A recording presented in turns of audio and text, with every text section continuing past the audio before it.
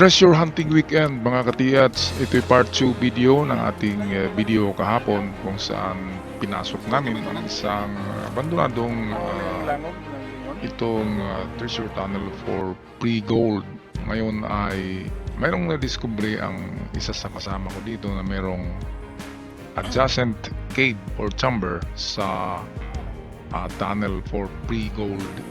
Kaya ito ang aming papasukin ngayon at ating i-try pag-detect kung meron bang detection for possibly treasures na ibinaon dito noong World War II. And of course, kasama ko dito ang buong team, the Invisible Man, the Acumeter, the Pendulum, and yours truly. At bago tayo magpatuloy pa sa dako pa doon, ako'y mag-shoutout muna sa lahat ng ating avid followers all the way from Luzon, Visayas up to Mindanao at sa lahat ng ating katiyats all over the world dyan sa abroad. Kumusta kayong lahat? Maraming salamat sa palaging pagsubaybay sa ating mga episodes. At sa mga bago pa lamang sa aking channel, huwag kalimutan i-subscribe para palagi kayong updated. Back to Snake Roll!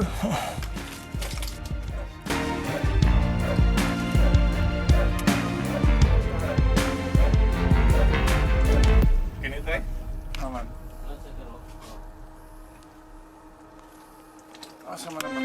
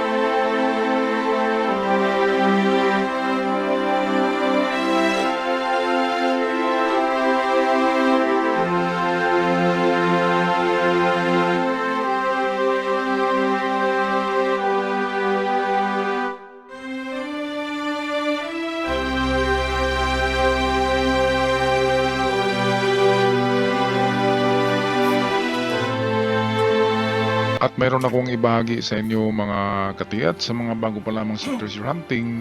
Kapag kayo'y pumasok sa mga kuweba, ang mga kuweba ay kadalasan ay nagtatago or ginagawang depository for treasures noong World War II. At kung sarado ang kuweba na napasok nyo, ang pahiwatig niyan ay mababaw lamang ang pagkabaon ng item kasi mismo ang kuweba ay sarado, kaya ang pagbaon nito ay hindi gaanong malalim. Ngunit kung bukas ang kuweba na pinasok nyo, karamihan sa ganyan ay mapanganib, may booby traps at malalim ang pagkabaon ng item kasi nga bukas ang kuweba, or minsan wala sa loob ng kuweba ang item. Kapag bukas ang kuweba, karamihan yan ay nasa entrance, nasa gilid or front ng kuweba ang mga item na ibinaon. Kaya look for another signs or more signs sa harap ng kuweba kapag bukas ang mga kuweba na napasok nyo. Okay, ang mga kuweba na yan ay ginawa lamang yan na parang detour technique ng mga Hapon para doon tayo papasok kung yan ay bukas. Pero kung sarado, sure ball na ang kuweba na yan ay depository for a lost and hidden treasures ng World War II. Kaya dito ay isang tekniko ay ang pag-detect ng mga walls ng cave. Kapag merong medyo flat na wall, dinidetect ko yan. At ngayon, para malocate natin ang direksyon or kung saan man nagkabaon ng item dito sa maliit na kuweba na ito, ay gamitan natin of course ng ating locators, dowsing rod, pendulum, at kung ano-ano pa na gagamitan para lamang makapagturo ng isang lugar. Okay, at kung ma-detect natin yan, of course, gamitan nyo ng scanners or inyong deep penetrating metal detectors.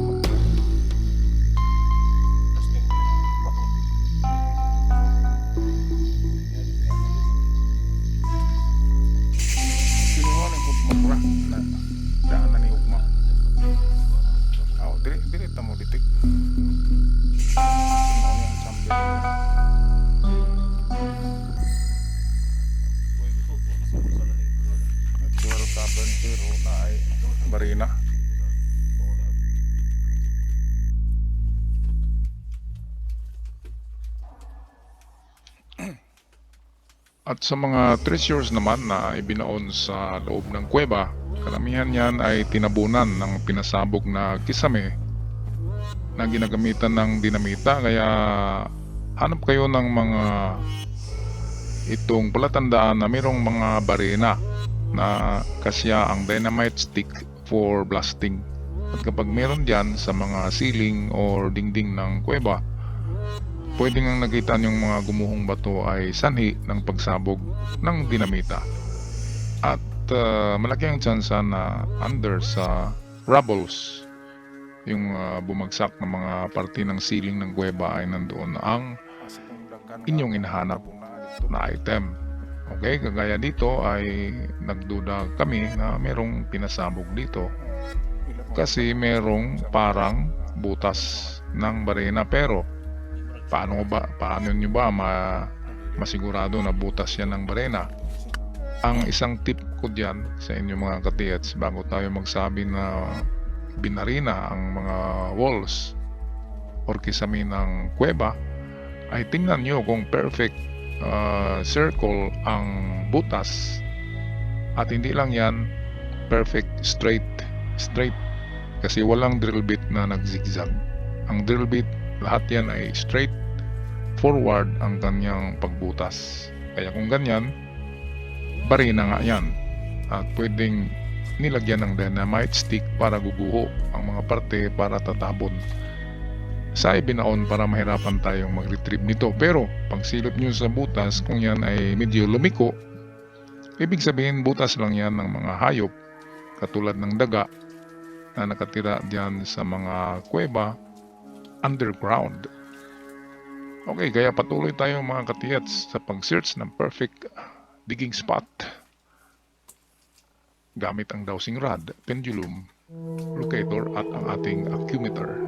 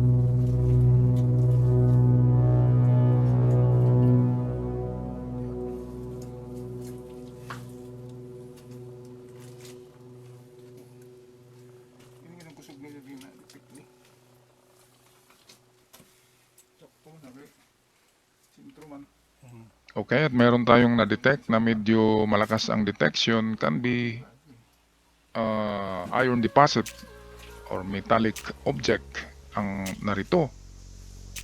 Well, kapag mag-detect kayo mga katiyats sa mga bago pa lamang sa TIATS, i-try nyo pag-calibrate ang inyong metal detector or yung gamit nyo sa parting unahan na kung saan hindi nyo suspect or prospect para hukayin. Ibig sabihin, mag-detect muna sa unahan bago nyo i-detect ang inyong prospect area or digging spot para malaman nyo ang reading ng lupa. At kung magkapareho lang ang reading, ibig sabihin walang laman ang inyong prospect digging spot. Ngunit kung mas malakas, times 3, times 4 ang detection of metal, so pwedeng meron. Pero hindi pa rin yan ang itong ebidensya na meron nga. Okay, yan ay 50-50 pa rin na wala, 50-50 na meron. Kaya sa pag-treasure hunt, relax lamang at huwag masyadong mag-expect. Kasi kung mag-expect kayo ng ginto kagad, ang mangyari dyan, sa sunod nyo na operation, ang iba dyan ay hindi na bumabalik. Ang iba ay nag-quit na pag-treasure hunt at ini-stop na nila o tinitigil na nila ang kanilang dreams for chasing fortune, for chasing a good life. Sabi ko nga, don't stop chasing for that golden dreams. Pag titigil tayo, wala na. Hanggang diyan lamang ang ating mga pangarap sa buhay.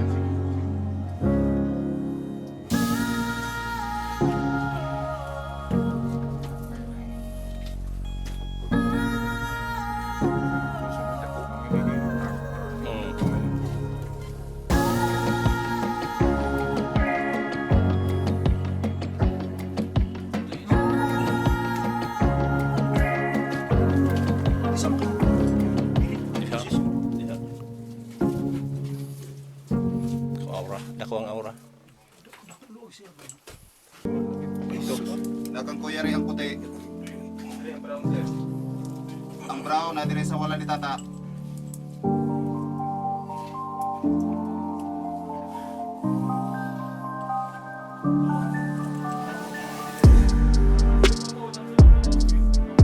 Ay, itong puti. Ang puti. Orange na tata.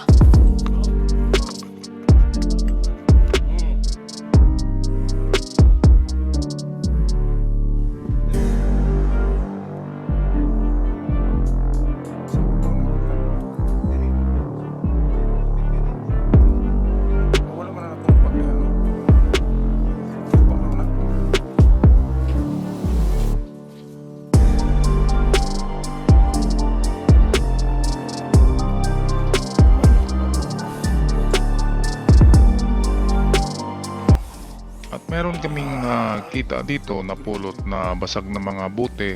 Green bottle ito, kaya pwedeng Japanese bottle, pero hindi pa rin yan ang prueba or proof na 90% na mayroong treasure. Kasi pwede kasi na natangay lang yan sa malakas na agos ng tubig under the ground. Kasi kapag mga cave ay meron talagang dumadaloy din na tubig. At pwede rin na tinangayan ng mga daga at dinala sa kanilang lungga, kaya merong mga kunting basag na bote.